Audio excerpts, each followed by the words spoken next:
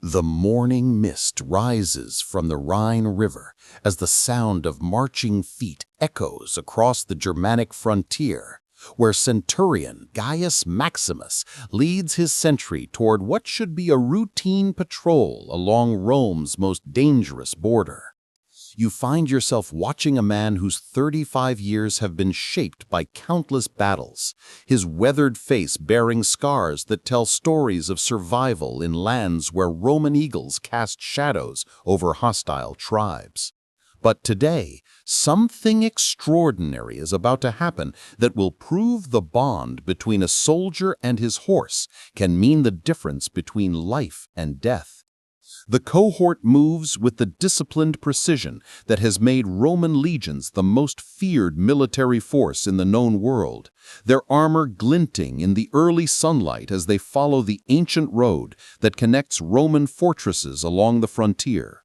At the column's head rides Gaius on Tempestus, a magnificent black stallion whose intelligence and loyalty have saved his master's life more times than either of them can count during 8 years of partnership in some of Rome's bloodiest campaigns. Tempestus isn't just any warhorse. He's a creature whose instincts have been honed by years of combat, whose ears can detect the whisper of arrows before they're loosed, whose hooves can find secure footing on treacherous mountain paths that would challenge a mountain goat. The bond between horse and rider represents something deeper than mere military partnership. It's a relationship built on absolute trust and mutual dependence that has evolved through shared dangers and victories. You observe the easy communication between Gaius and his mount as they navigate the familiar terrain, the centurion's hands barely touching the reins because Tempestus responds to the slightest shift in weight or posture. This is partnership in its purest form, where two minds work as one to navigate challenges that would defeat either acting alone. The mission today seems straightforward enough: a standard patrol to inspect the wooden bridge spanning a tributary of the Rhine, ensuring that supply wagons can continue moving between Roman settlements without interference from Germanic tribes who regularly attempt to disrupt Roman logistics. The bridge represents more than just a river crossing. It's a symbol of Roman engineering and determination to maintain control over conquered territories. But then, something unprecedented happens that will change everything. As Gaius guides Tempestus toward the bridge's entrance, the horse suddenly stops dead in his tracks, refusing to take another step forward despite his master's increasingly urgent commands. His ears flatten against his head, and his entire body trembles with an agitation that Gaius has never witnessed in all their years together. "Come on, boy," Gaius mutters, applying gentle pressure with his heels while maintaining the calm voice he always uses with his temperamental partner. "It's just the bridge we've crossed 12 times before. Nothing's changed since our last patrol 2 weeks ago." But Tempestus will not be moved. The stallion backs away from the bridge approach, tossing his magnificent head and pawing the ground with increasing agitation. His nostrils flare as he snorts in whickers, clearly trying to communicate something urgent to his master in the only language available to him. The soldiers following behind begin to murmur among themselves, confused by the unprecedented delay caused by a horse's seemingly irrational behavior. Marcus, a young legionary on his first frontier assignment, whispers loudly enough for others to hear. "Maybe the barbarians have spooked him somehow. Animals can sense things we can't." Brutus, a grizzled veteran whose 20-year career has taught him to respect any warning that might prevent Roman deaths, approaches Gaius with the concerned expression of someone who has learned that survival often depends on paying attention to details that seem insignificant. "Centurion, in all my years on the frontier, I've never seen a war horse refuse to cross familiar ground without reason. Tempestus has never shown fear of anything, not charging cavalry, not burning buildings, not even wild boars. Something's wrong here." The conversation that follows between Gaius and his horse, though others might call it a one-sided discussion with a dumb animal, represents the kind of communication that develops between partners who have shared life and death experiences. Gaius dismounts and approaches Tempestus's head, speaking in the low, reassuring tones he has always used during their most dangerous moments together. "What is it, old friend?" he asks, running experienced hands along the horse's neck and feeling the tension in muscles that are usually relaxed and confident. "What do you see that I'm missing? What do your instincts tell you that my eyes can't detect?" Tempestus responds by nudging his master toward the riverbank, then looking pointedly at the bridge structure itself. His behavior suggests not random fear, but specific concern about something related to the crossing. The horse's actions become increasingly deliberate as he repeats the same sequence, approaching the bridge, stopping, backing away, and then directing Gaius's attention to particular aspects of the structure. "He's trying to show me something," Gaius realizes aloud, his military training finally overriding his initial frustration with the delay. Tempestus has never acted without reason. If he won't cross this bridge, there has to be a specific threat he's detected that we haven't recognized. The decision that follows demonstrates why Gaius has survived long enough to reach centurion rank in one of Rome's most dangerous postings. Rather than forcing his horse to overcome what seems like irrational fear, he chooses to trust the instincts that have kept them both alive through campaigns that have killed hundreds of other soldiers and their mounts. "Brutus, take half the men and examine the bridge structure from below," Gaius orders, his voice carrying the authority of someone accustomed to making life-and-death decisions based on incomplete information. "Marcus, you and the others spread out along the riverbank and watch for any movement in the surrounding forest." The investigation that follows reveals the wisdom of trusting animal instincts over human assumptions. As Brutus and his detail examine the bridge from underneath, they discover evidence of recent tampering that would be invisible to anyone crossing above. Several support beams have been deliberately weakened with carefully concealed cuts that would cause catastrophic collapse under the weight of a full Roman patrol. "Centurion!" Brutus calls from beneath the structure, his voice carrying both excitement and alarm.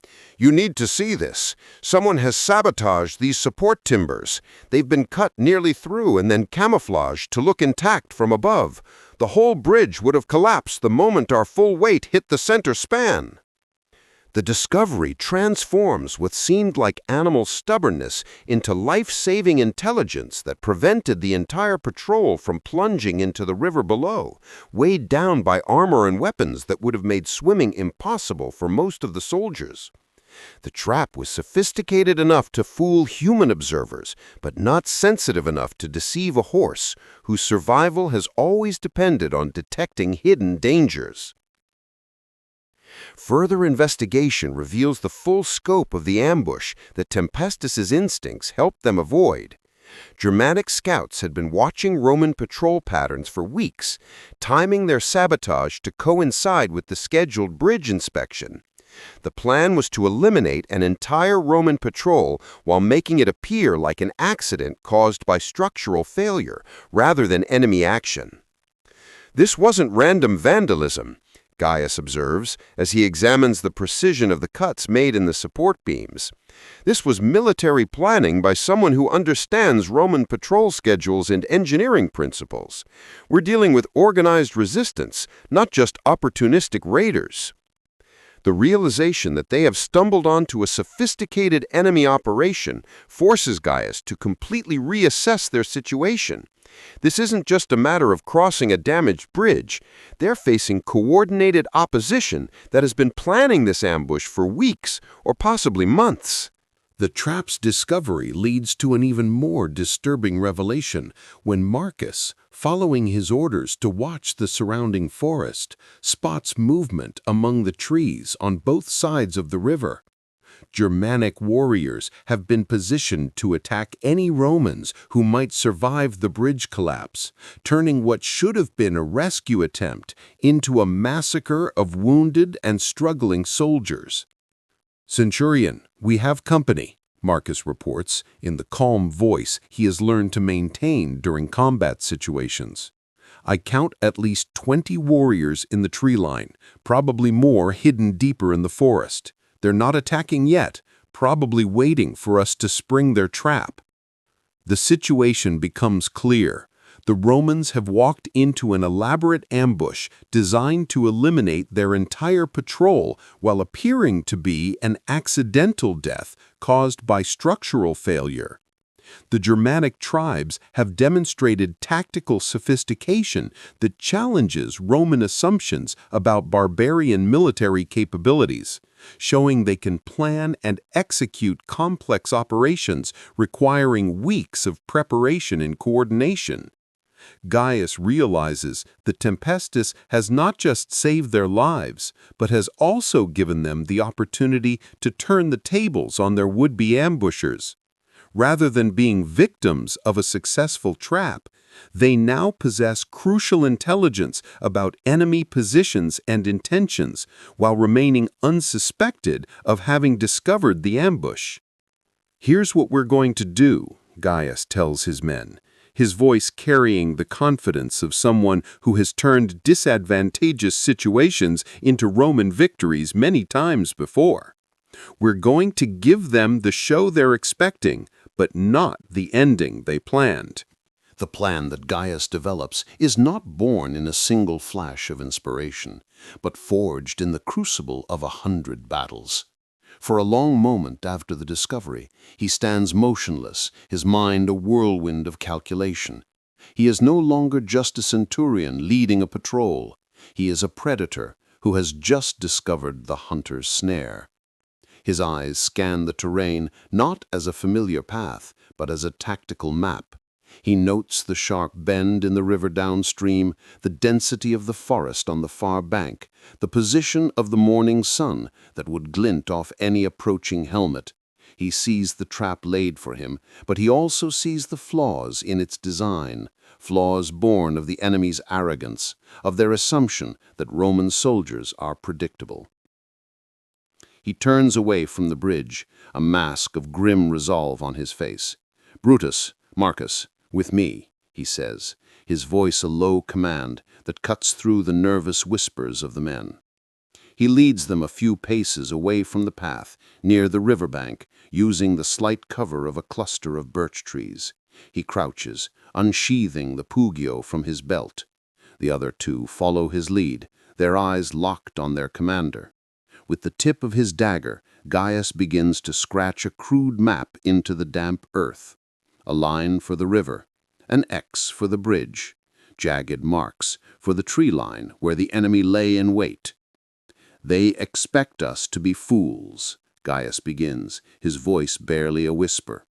"They think we have two choices, cross the bridge and die, or retreat and be hunted.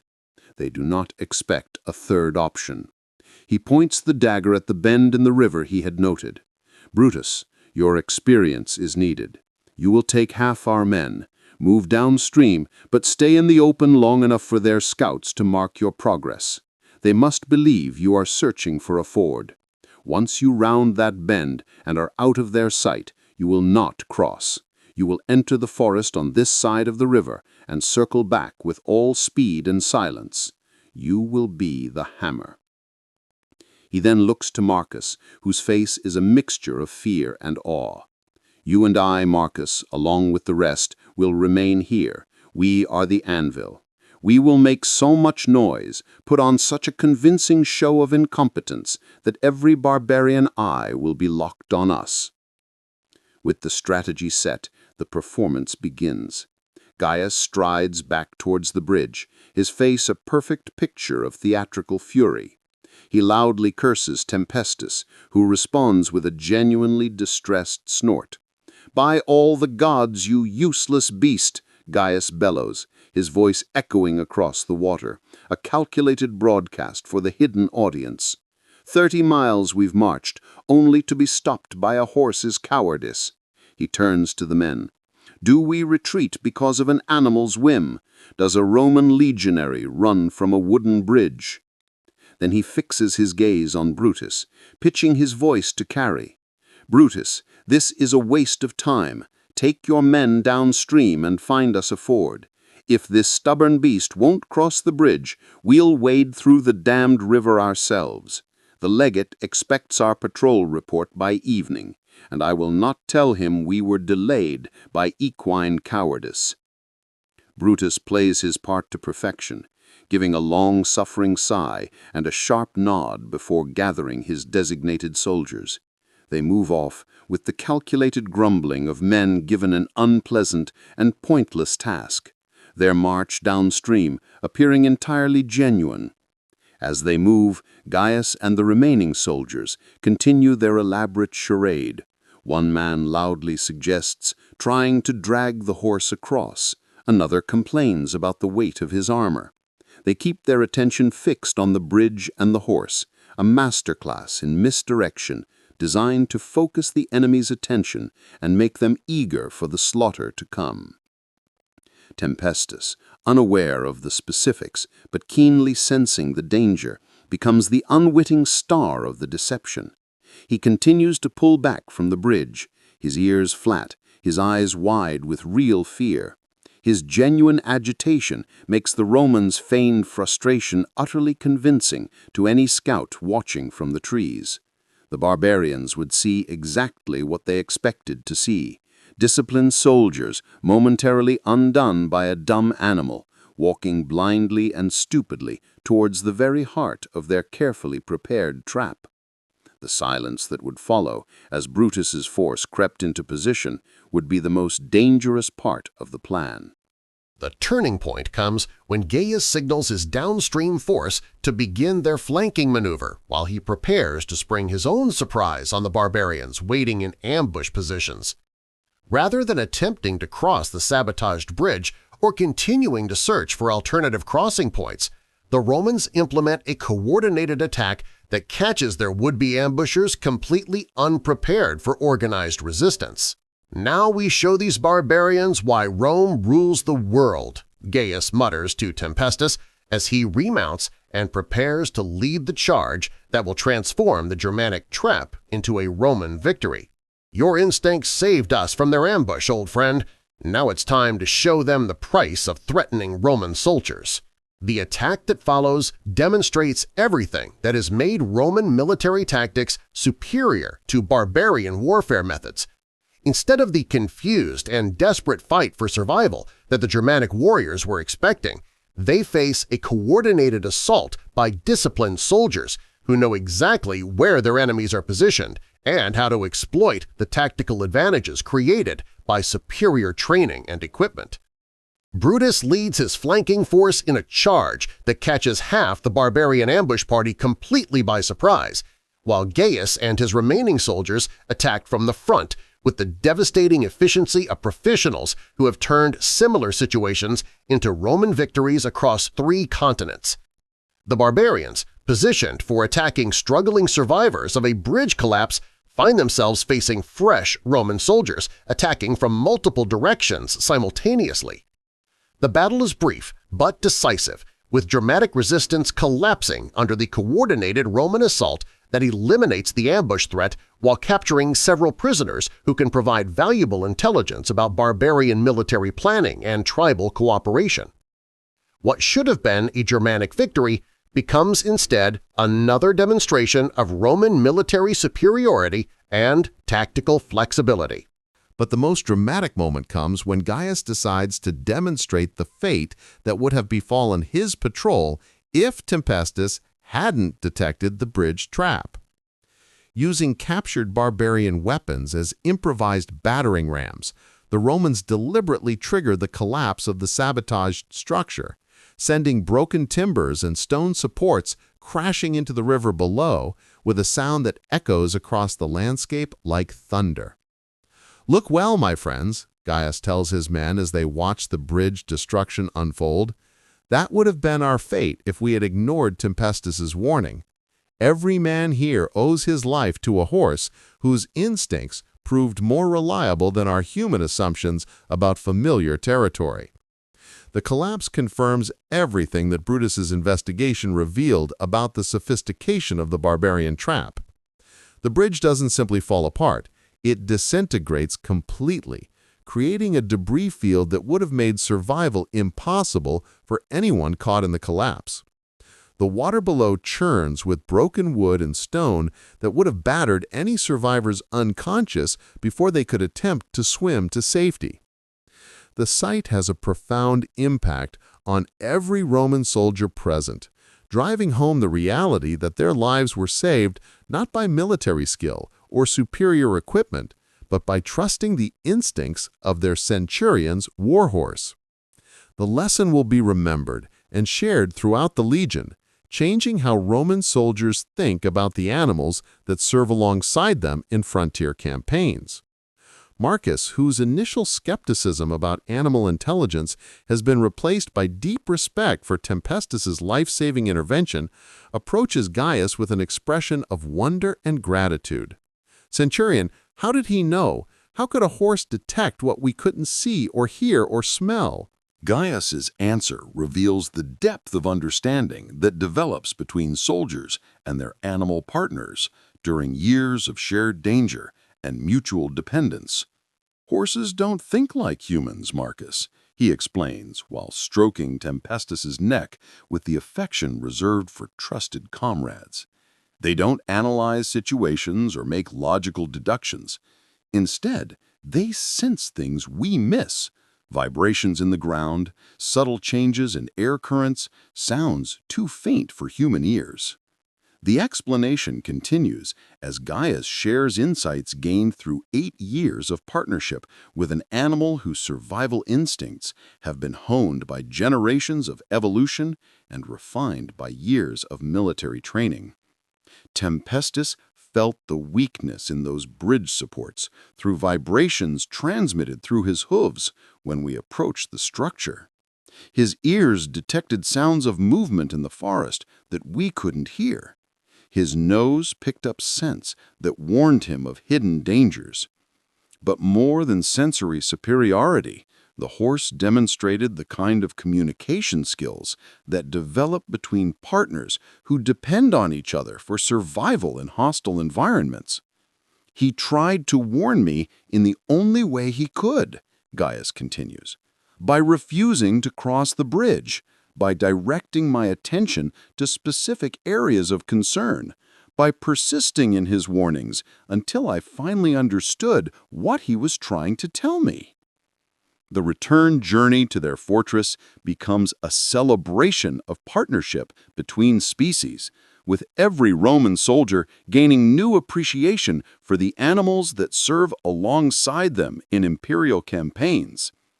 Tempestus receives treatment normally reserved for heroic humans: extra rations, careful grooming, and the kind of respect accorded to soldiers whose actions have saved their comrades' lives. But the story's impact extends beyond simple gratitude for a single horse's intervention. Word of Tempestus's bridge warning spreads throughout the legion, becoming part of military folklore that influences how Roman officers evaluate intelligence from all sources, including the instinctive responses of their animal partners. The formal recognition that follows demonstrates Rome's ability to acknowledge extraordinary service regardless of its source. When the legion's commanding officer learns about Tempestus's role in preventing the ambush disaster, he orders a special ceremony that honors both the horse and his rider for their partnership in achieving victory against sophisticated barbarian tactics. "This horse has served Rome as faithfully as any soldier," the legate declares during the ceremony, attended by the entire legion. "His instincts detected enemy deception that might have cost us an entire patrol, and his persistence in communicating danger prevented what could have been a significant barbarian victory. Tempestus has earned recognition as a true Roman warrior." The honor bestowed on Tempestus includes retirement from active campaign duty, a comfortable stable at the legion's headquarters, and a guarantee of care for the rest of his natural life. But more importantly, his story becomes part of Roman military training, teaching future officers to pay attention to warnings from all sources and to trust the instincts of partners whose survival depends on detecting dangers that human senses might miss. Gaius receives promotion and commendation for his tactical handling of the ambush situation. But he insists that the real hero is the horse whose refusal to cross a familiar bridge prevented a massacre and turned a barbarian trap into a Roman victory. Their partnership becomes legendary throughout the frontier, inspiring other soldiers to develop deeper relationships with their animal companions. The bridge site itself becomes a monument to the importance of interspecies partnership in military success.